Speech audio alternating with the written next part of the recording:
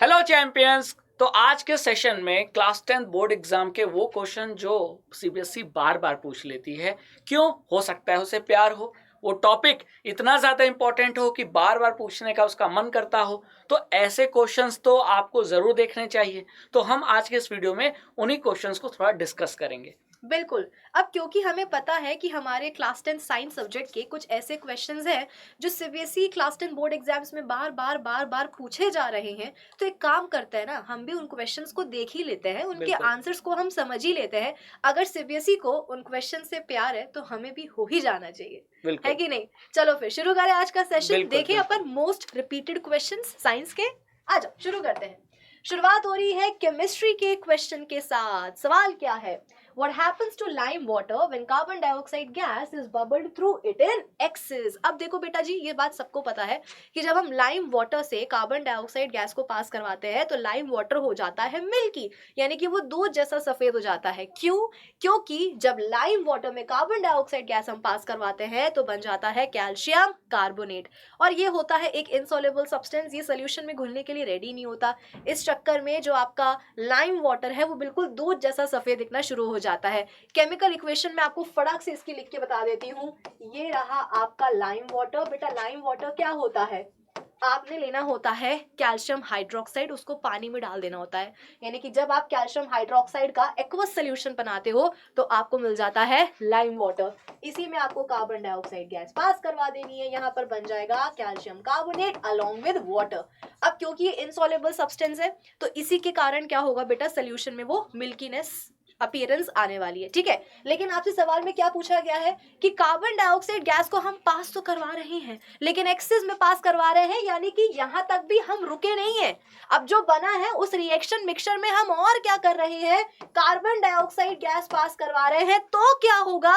तो बेटा वो जो मिल्कीनेस आई थी ना, वो जो दूध जैसा सफेद हो गया था लाइम वाटर, बेटा अब वो दोबारा से नॉर्मल हो जाएगा, यानी कि मिल्कीनेस डिसअपीयर हो जाएगी।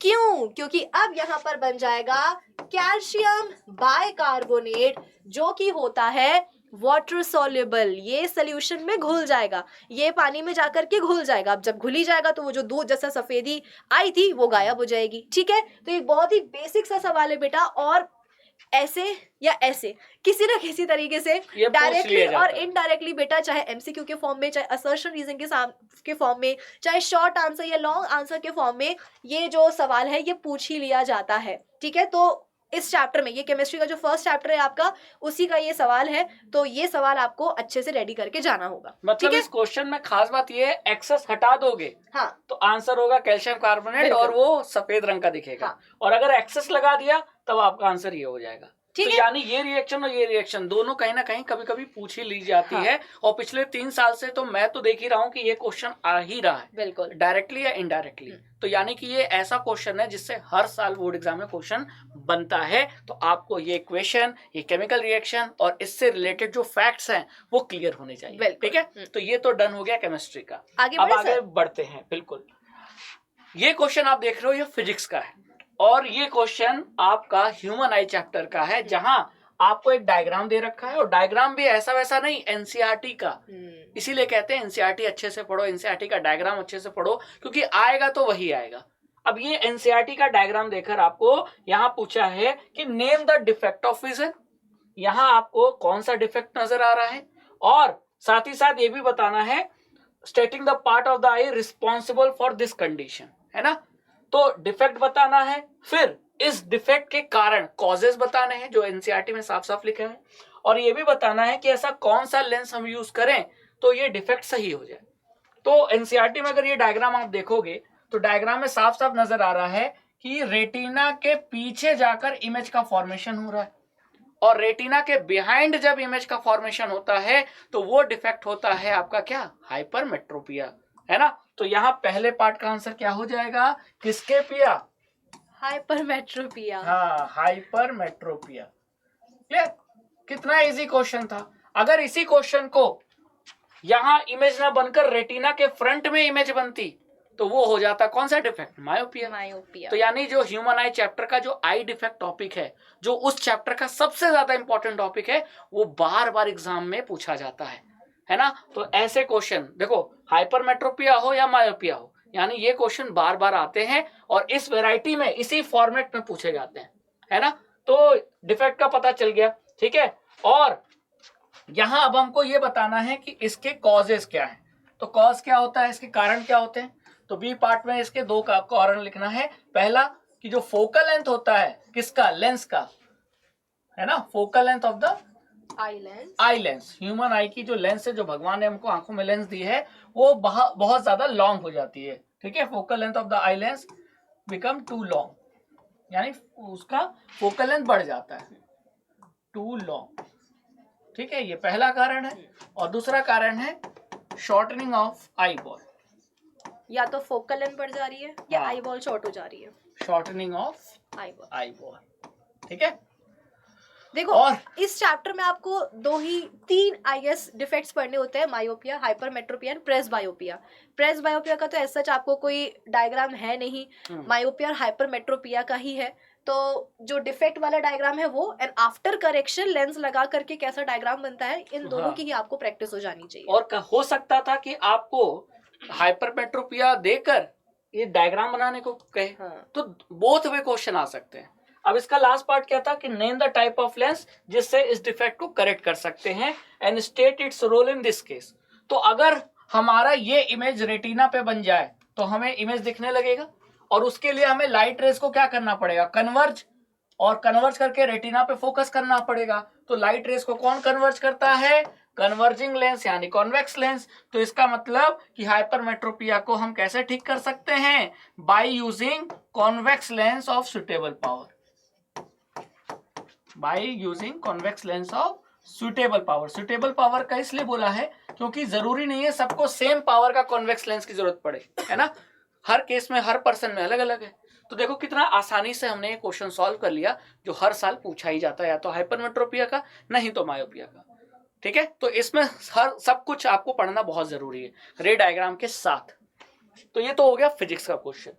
अब अगर हम बात कर लें बायो का, तो बायो का ये डायग्राम देख रहे हो, ये डायग्राम देखते ही फिर दिमाग में क्लिक किया, अरे सर सीबीएसई तो एनसीईआरटी छोड़ती ही नहीं है, एनसीईआरटी के डायग्राम चाट कर पूछती है, क्यों, प्यार है ना। इसीलिए हम कहते हैं बार बार एनसीईआरटी पढ़ो। तो एनसीईआरटी का ये जो डायग्राम है, ये पॉलन ट्यूब के जर्मिनेशन का डायग्राम है। तो अगर आप एनसीईआरटी के इस डायग्राम को क्वेश्चन के इस डायग्राम से मैच करोगे, तो आपसे क्वेश्चन में पूछा था कि ये ए बी सी क्या है, तो साफ साफ देखने पे लग रहा है व्हाट इज ए आपका मेल जर्म सेल है ना, क्लियर। व्हाट इज बी, अगर आप एनसीईआरटी का डायग्राम देखोगे तो बी आपका पॉलन ट्यूब है, पॉलन ट्यूब के अंदर ही मेल जर्म सेल होता है, तो बी आपका पॉलन ट्यूब हो गया। Pollen tube male germ cell को कहां पहुंचाता है, फीमेल जर्म सेल के पास। तो ये जो आप देख रहे हैं, ये आपका सी जो है वो फीमेल जर्म सेल है, तो सी पार्ट हो गया फीमेल जर्म सेल, है ना। अगर जो बच्चा डायग्राम नहीं देखेगा वो आंसर नहीं कर पाएगा, लेकिन जिसने देखा होगा, डायग्राम पढ़ा होगा, उसको आंसर देने में समय भी नहीं लगेगा। दोनों केस है, आता है तो झट से कर लोगे, नहीं आता है तो फिर नहीं बनेगा, कुछ भी कर लो, है ना। इजी था, बहुत इजी था। फिर ये पूछा था सेकंड पार्ट में कि जब male germ cell female germ cell से फ्यूज करेगा यानी फर्टिलाइजेशन होगा, तो फर्टिलाइजेशन के बाद क्या क्या चेंजेस आते हैं, और इसे ही बोला है पोस्ट फर्टिलाइजेशन। दो वर्ड होता है ना, प्री और पोस्ट। तो पोस्ट का मतलब होता है बाद का। तो भाई फर्टिलाइजेशन के बाद क्या क्या चेंजेस आते हैं, जाइगोट का फॉर्मेशन आता है, पहला चेंज। जो ओवरी है वो राइपेन होकर फ्रूट बन जाता है, दूसरा चेंज। जो ओव्यूल है उस पर टफ कोटिंग डेवलप हो जाती है, वो कन्वर्ट हो जाता है सीड में, तीसरा चेंज। और जो सेपल पेटल्स हैं वो फॉल कर जाते हैं, गिर जाते हैं, झड़ जाते हैं। कुछ केसेस में बचे रहते हैं, वो बात अलग है, जैसे टोमेटो हो गया, स्ट्रॉबेरी हो गया, ब्रिंजल हो गया, लेकिन अधिकतर केसेस में झड़ जाते हैं। तो है ना मोस्ट इंपॉर्टेंट क्वेश्चन।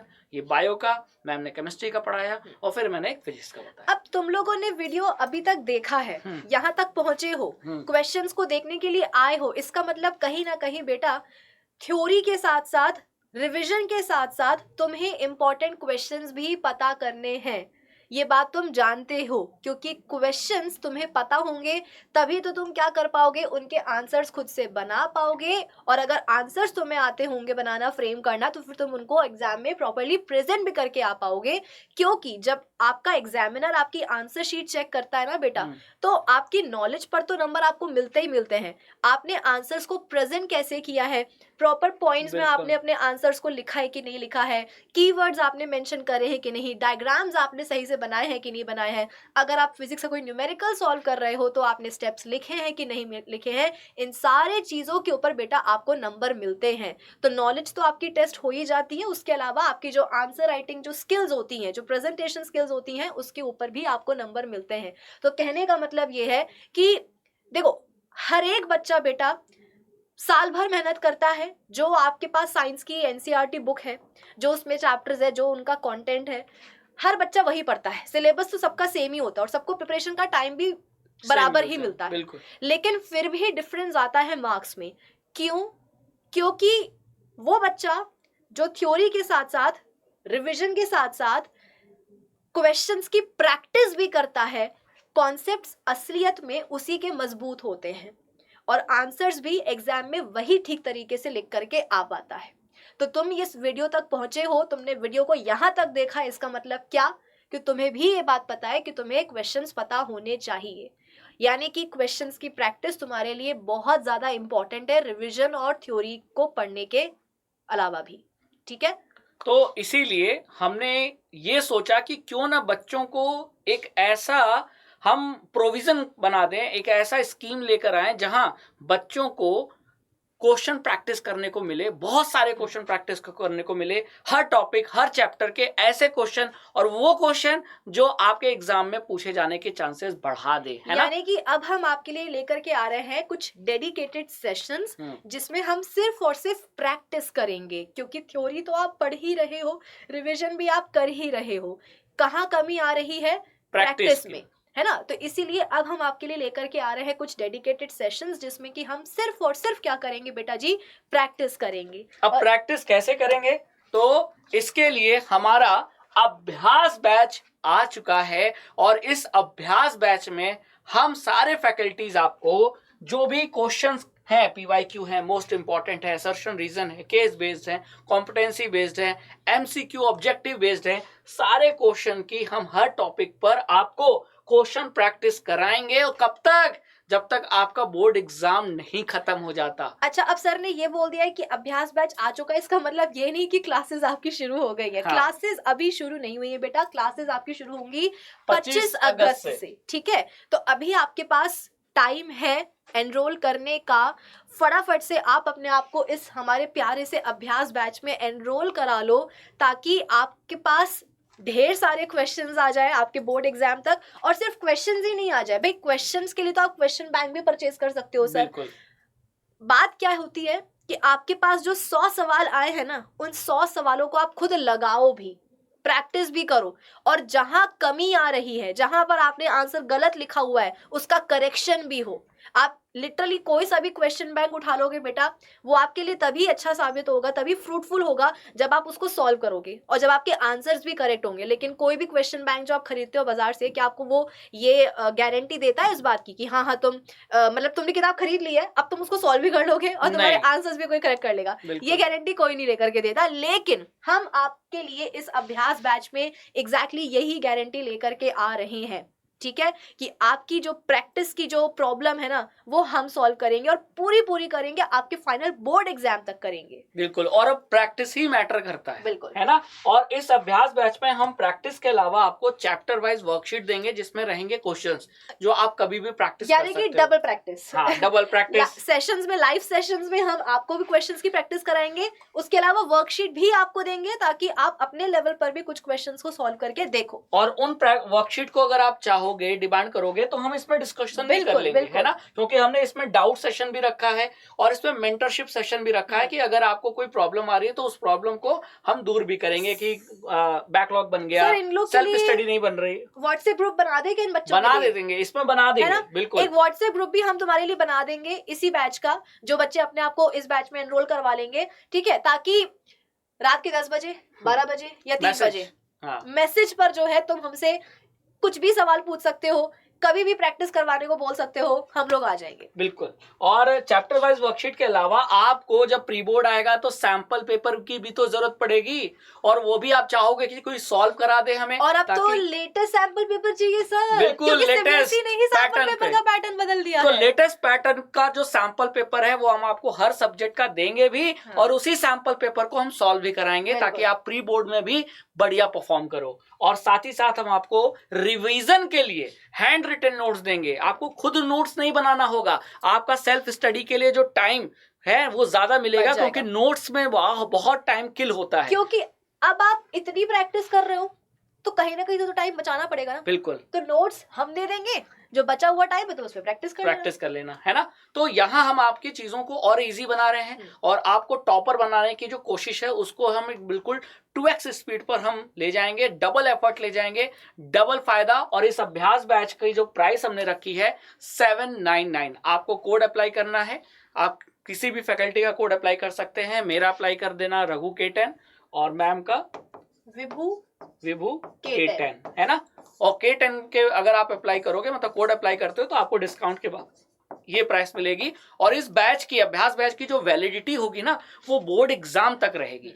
तो आपको इसमें टेंशन लेना ही नहीं है कि अगर सर अभी ले लिया और बोर्ड एग्जाम के समय में प्रैक्टिस करना हुआ तो इसमें जितने भी क्लासेस हैं सब आपके पास उस समय रिकॉर्डेड, मतलब जो क्लासेस हैं जो हो चुकी होंगी वो रिकॉर्डेड फॉर्म में रहेंगी, और जो आगे आने वाली क्लासेस हैं वो लाइव चलती रहेंगी। लाइव चलेंगी। बिल्कुल। तो ये लाइव बैच है जिसमें प्रैक्टिस कराया जाएगा, और प्रैक्टिस बहुत ज्यादा मायने रखता है, क्योंकि जब आप धीरे धीरे आपका सिलेबस कंप्लीट हो जाएगा, जो कि होने वाला है, तब आप प्रैक्टिस के लिए परेशान रहोगे, और तब आपका वनली सोल्यूशन है ये अभ्यास बैच। और ऐसे क्वेश्चन जैसा अभी हमने कराया है वैसे क्वेश्चन हम धुआंधार करेंगे।